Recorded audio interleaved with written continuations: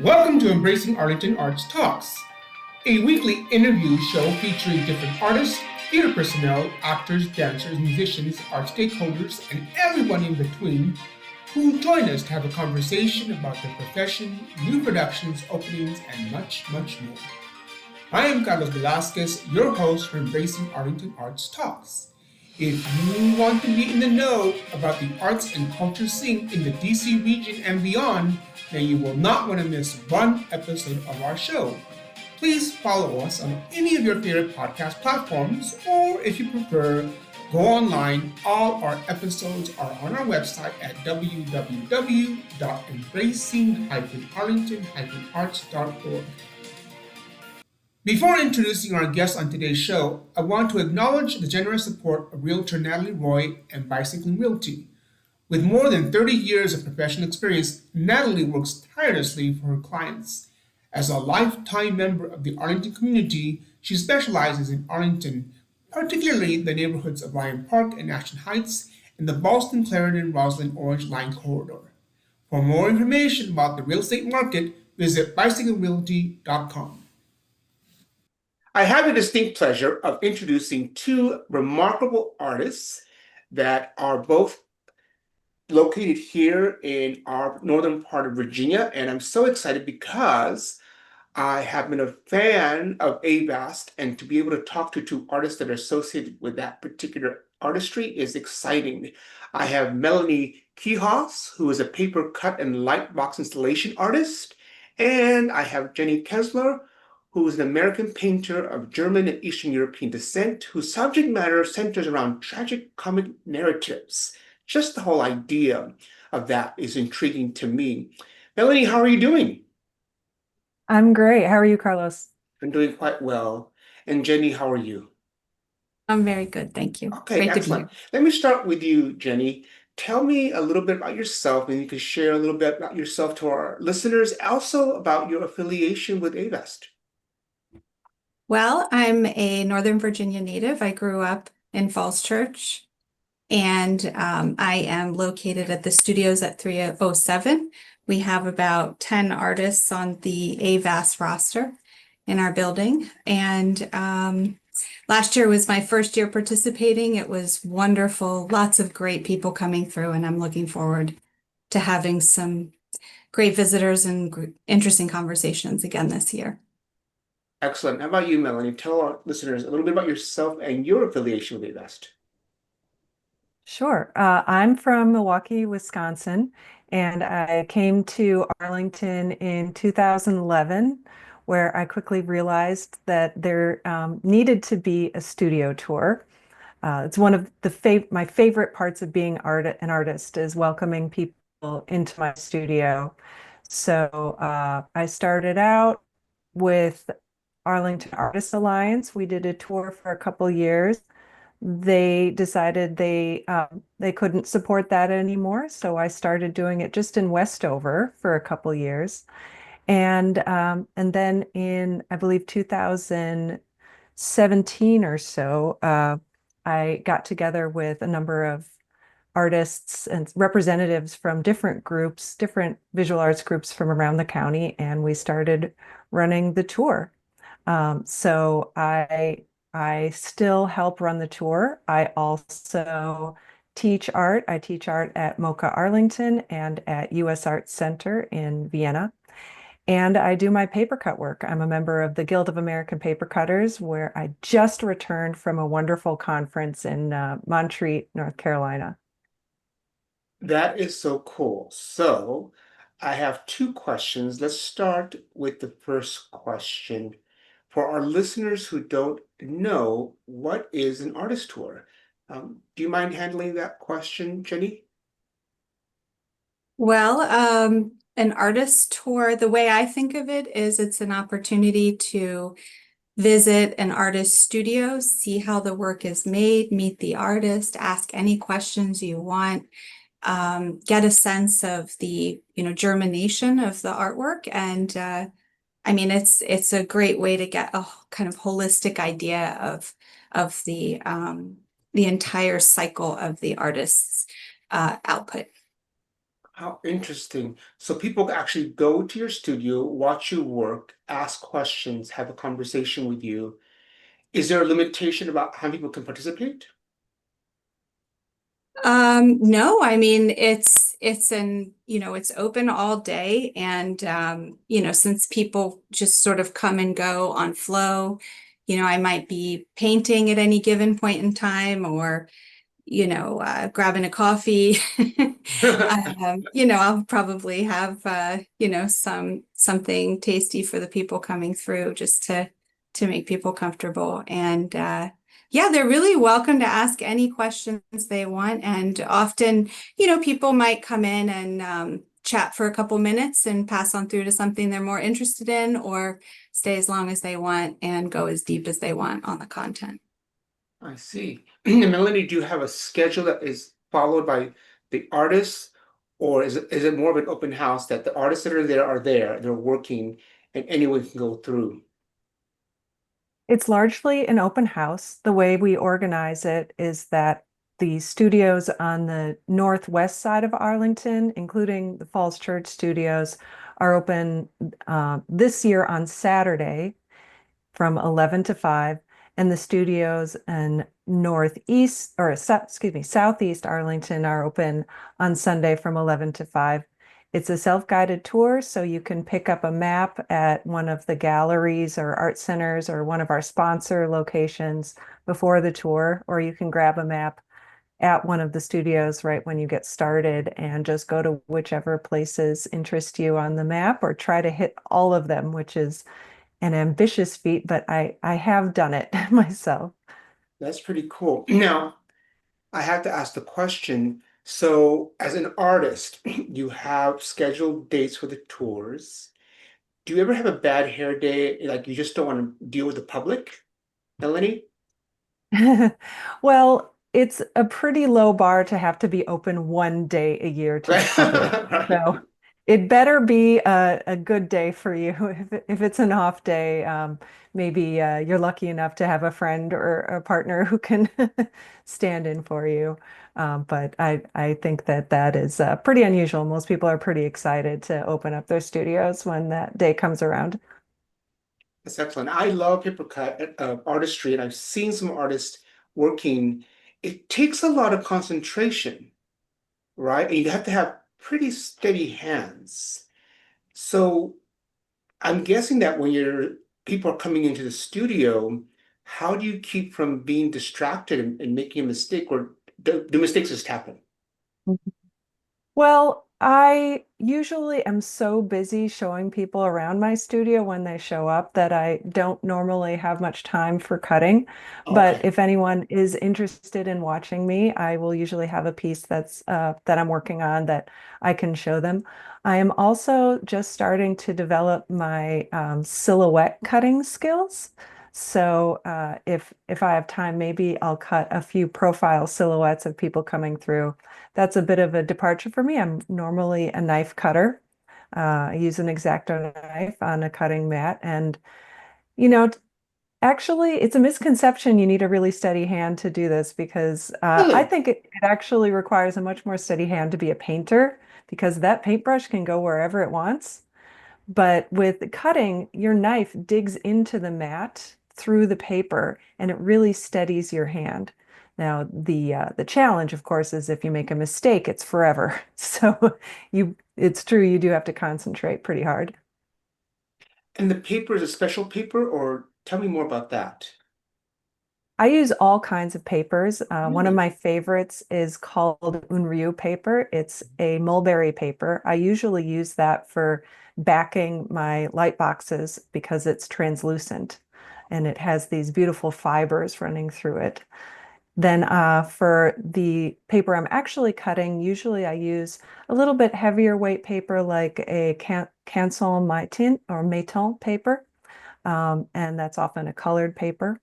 Or I do also have some traditional Scherenschnitte paper, which is black on one side and white on the other side. So you can draw and see your drawing, but you still have that black silhouette on the front. And that's a lighter weight paper used for straight up paper cuts.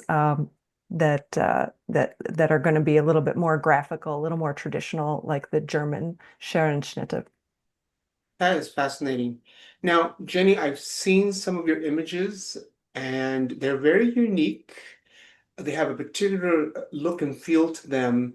So tell me more about where you developed this approach and why this particular subject or types of subjects, because it's really fascinating what you do. Well, thank you. And I guess I come to painting from the perspective of being a storyteller, and I'm interested in combining epic narratives and fairy tales with sort of the events of personal life, and kind of taking the personal experience and connecting it to the universal. So a lot of my style comes from illustration, comes from dream imagery, and trying to work in a multi-layered, almost in sync with the subconscious kind of a way. And so over the years, I've developed a way of painting that allows for a lot of invention on the surface of the canvas. So I'm constantly drawing and wiping away and drawing and wiping away and trying to find the story within the process of the painting. And that allows for a lot of surprises and substitutions that can, have a comedic or a tragic effect depending on how the elements interact with each other. Excellent. Well, both of you went to some very prestigious institutions to be trained, but to what extent did your education impact your approach, or did you start your approach before you even went to formal training? And I'll ask that of Melanie first and then Jen. Okay. I learned how to draw in college in a very basic manner. Drawing is so important to paper cutting, and I use that skill every day. I went to Lawrence University in Appleton, Wisconsin for my undergraduate degree. I also did digital art there, and that's where I developed the graphical style that I still employ today.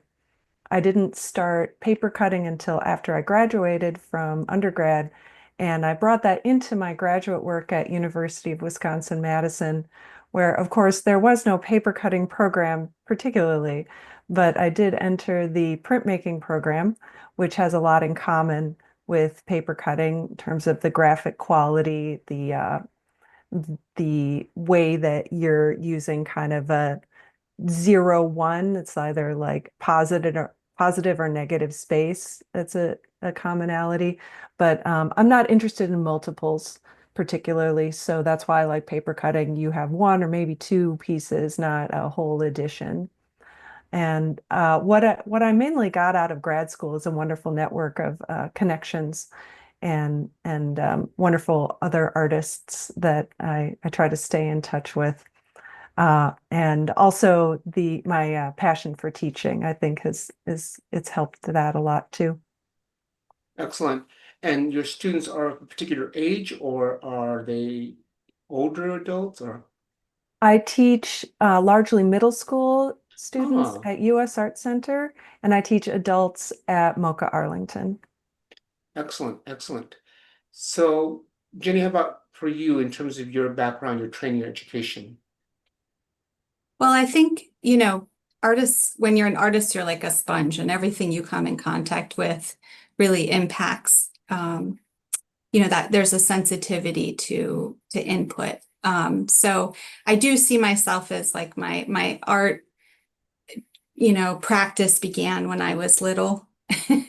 I had a fantastic art teacher in high school, actually. He's an Oh, artist at my studio, believe it or not, John Ballou. that's so cool. Yeah.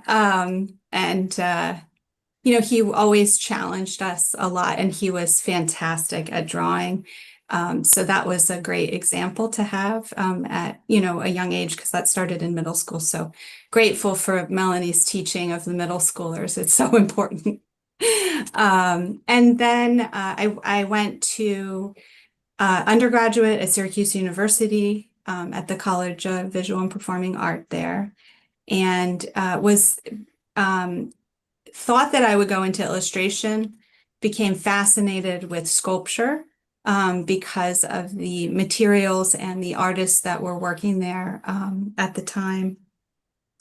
And so I did sculpture there. I got out of school and immediately wanted to do painting and never, every once in a while I might make something in 3 dimensions, but I found that translating the materials that I worked with in sculpture, which tended to be wax, I used a lot of paraffin over plaster and a lot of mixed media with fabrics. And so I pulled that part of the sculpture practice into painting and but I think that the style of what I was doing some like doll making, sculptural doll making at that time.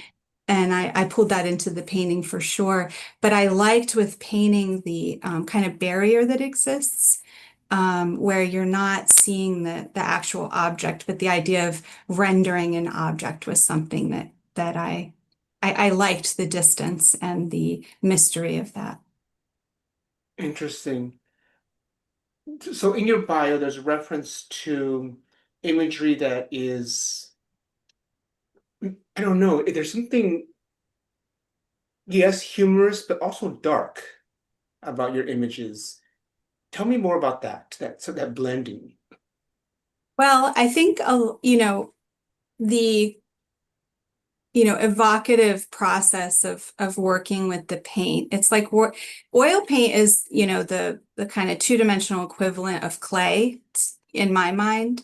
And so that searching for the meaning of the piece as part of the drawing practice tends to create opportunities for surprises. So you sort of set down a narrative, you accidentally make a line, and what I'm looking for is like some sort of emotional reaction that I have to what I'm doing, and it might, cause me to chuckle or to feel like a pang of like, pain, and then when I feel my way through that and feel that kind of switch, I know that I'm onto something. It's, a key part of storytelling is, the element of surprise. And so I feel like that element of surprise is very important and is what, I like to kind of tune the piece. If it feels a little heavy, lighten it. If it feels a little or I'll use the term you used. If it feels a little dark, I'll lighten it. If it, and I mean in mood, not necessarily color. And if it feels a little, a little too light, I'll darken it. Because to me, that, there's no sort of true feeling story that isn't complex in that way. Things just aren't that simple. And so I'm interested in complexity and how, with every thing, its opposite is sort of inherently implied in there somehow. Hmm. You mentioned storytelling, but Melanie, you're also a storyteller in many ways because your pieces say something and you follow them in terms of the way you set it out. And I guess that's very intentional, right, Melanie?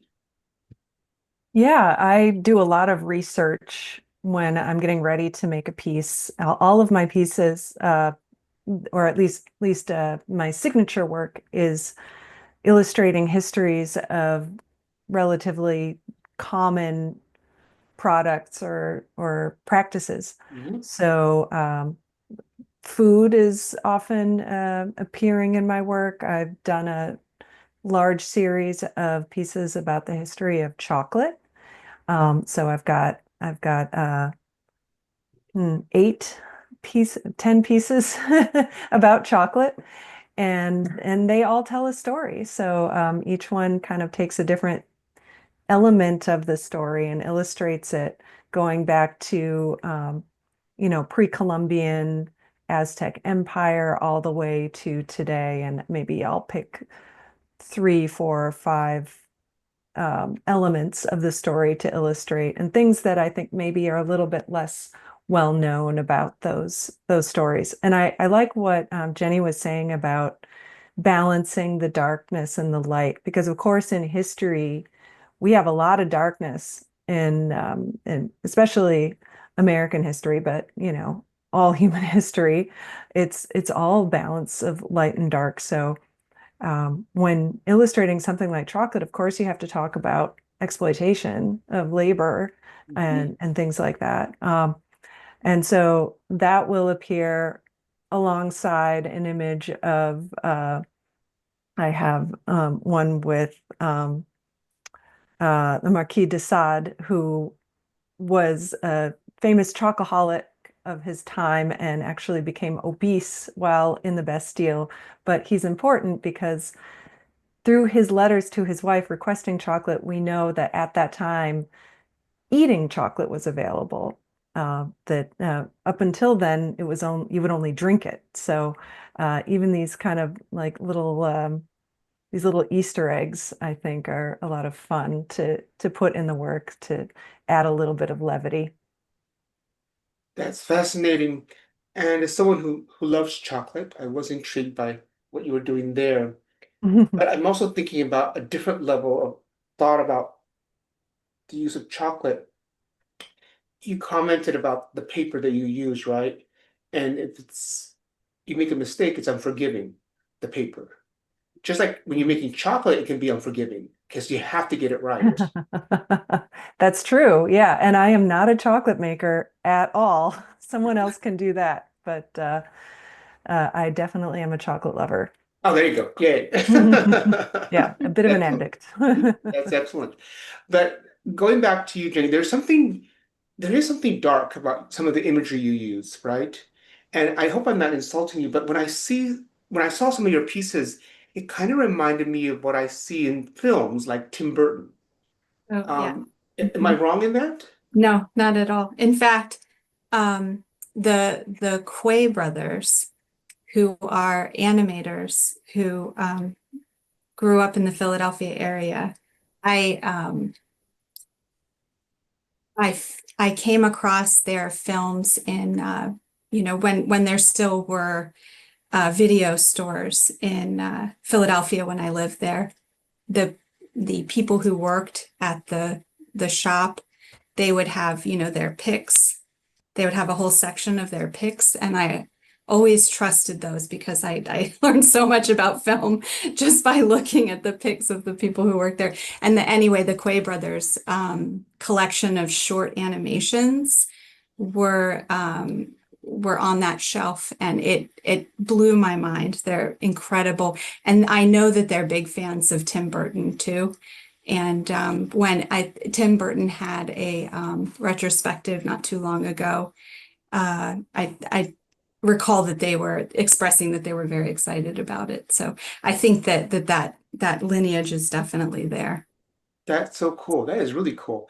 So what do you think is the most challenging part of your work as an artist? Melody, I'll start with you.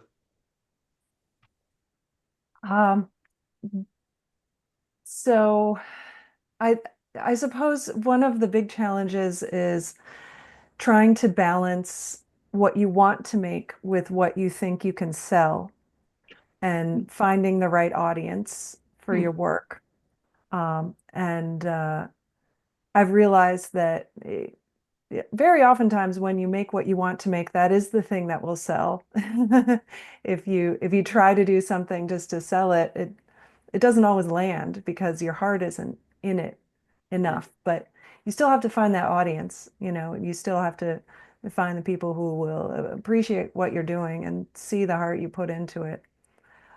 So finding shows that will work, and the right tone of the show, maybe the right type of gallery that is interested in sometimes taking a risk. Like paper cutting is not as commercially obvious in terms of its marketability as, say, a painting. Mhm. People, collectors maybe don't know as much what to do with that. So, yeah, finding people who are a little bit daring, especially when the light box comes into it, who enjoy something a little bit different in their home. Uh, I don't make, like I said, I don't really make the art to sell it, but I have to because otherwise I will have way too much art in my world. And of course, it's always wonderful to find a new home for a piece. Absolutely. I have a friend from New York who's a paper artist, and he's brilliant. He's absolutely brilliant. He's Puerto Rican. And so some of his work is around the Three Kings, Los Tres Reyes. And so he replicates these amazing images. But the thing that he's most known for and has had some incredible exhibits is miniature, high-heeled, high-fashion shoes, women's high Oh, shoes. His oh. work is amazing, creative, and they're tiny, tiny little shoes. And people want them in their collection. It's pretty remarkable.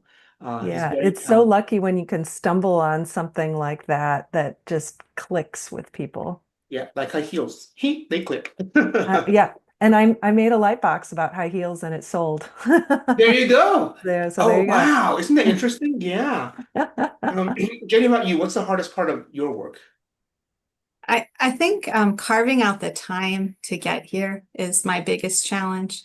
I do work full time and Mm. have two kids, Oh, and tend to be doing a lot of things a lot of the time. And so actually one of the great things about having a studio is you can stop what you're doing, walk out, and when you come back, everything's exactly where you left it. And because it's a space that has a very particular purpose.